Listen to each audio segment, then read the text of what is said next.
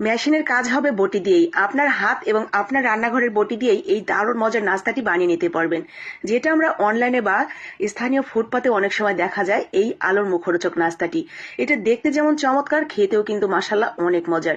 বিশেষ করে ছোট বাচ্চারা এটা দেখলে খাবেই খাবে। আর আমরা বড়রাই বা কম কিসে, দেখা মাত্রই একেবারে জিভে জল এসে পড়ে। তো আমি আজকে আলুর মুখরোচক নাস্তাটি বানানোর জন্য এখানে আলু নিয়েছি। দেখতেই পাচ্ছেন ছোট বড় মাঝারি সব ধরনের আলুই আছে। আমি উপরের খোসাটা সুন্দর করে ছাড়িয়ে নিয়ে ভালো করে ধুয়ে নিয়েছি। এরপরে এই যে শাসলিকের কাঠিগুলো, এই কাঠিগুলো একটু শক্ত হাতে ধরে একটু সাবধানতা অবলম্বন করে আস্তে আস্তে আলুর এই মাথা থেকে ওই মাথা পর্যন্ত আমরা সুন্দর করে গেঁথে দিব, যাতে শাসলিকের কাঠিটাও না ভেঙে যায়, আবার সুন্দর করে কাঠিটাও ঢুকে যায়। তো এইভাবে প্রত্যেকটা আলুর মধ্যে কাঠিটা দিয়ে একটা বটি নিয়ে দেখেন আমি কিভাবে কাটছি। জাস্ট এইভাবে ঘুরিয়ে নেবেন। একদম প্রথমে যেখান থেকে শুরু করবেন জাস্ট ঘোরাতে ঘোরাতে ঘোরাতে ঘোরাতে একদম শেষ পর্যন্ত চলে আসবেন। এটার ভেতরে তেমন কোনো টেকনিক নেই। জাস্ট আপনি একটা আপনার গ্যাপ মেনটেন করে শুধু ঘোরাতে থাকবেন, ব্যাস। তাহলেই হয়ে যাবে আপনার কিন্তু এটা সুন্দর একটা ডিজাইন হয়ে গেছে। বিশ্বাস হচ্ছে না? চলেন, এই যে দেখেন, খুললেই দেখবেন সেই রকম একদম মেশিন দিয়ে কাটলে যেরকম হতো ঠিক এরকম আপনি আপনার রান্নাঘরের বটি আর আপনার হাত দিয়েই করে ফেলেছেন। দেখা মাত্রই এটা আপনি কিন্তু অবাক হয়ে যাবেন, যদি আগে পরে কখনো করে না থাকেন।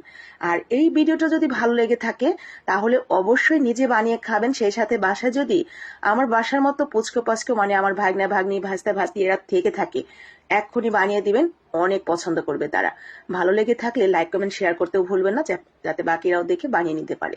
তো আমার কিন্তু কাটা হয়ে গেছে, সবগুলো আমি একইভাবে কেটে নিয়েছি। কাটার পরে এগুলো আমরা কিছুটা পানি নিয়ে, পানিটা এমন পরিমাণ দিবেন যাতে আলুগুলো ডুবে থাকে। তারপরে এখানে লবণ দিয়ে সুন্দর করে ডুবিয়ে রাখবেন 5 থেকে 10 মিনিটের জন্য।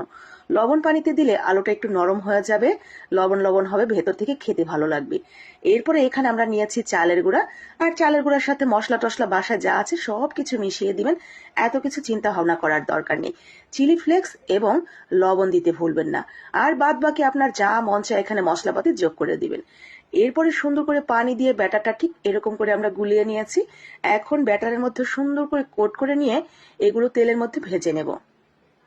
একটু ডুবো তেলেই ভাজতে হবে, নয়তো মচমচে হবে না।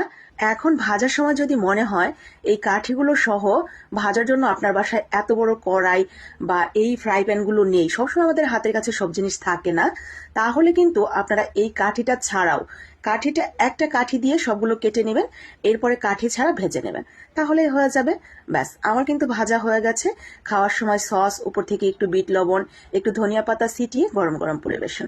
কেমন হলো জানাবেন কিন্তু। আসসালামু আলাইকুম।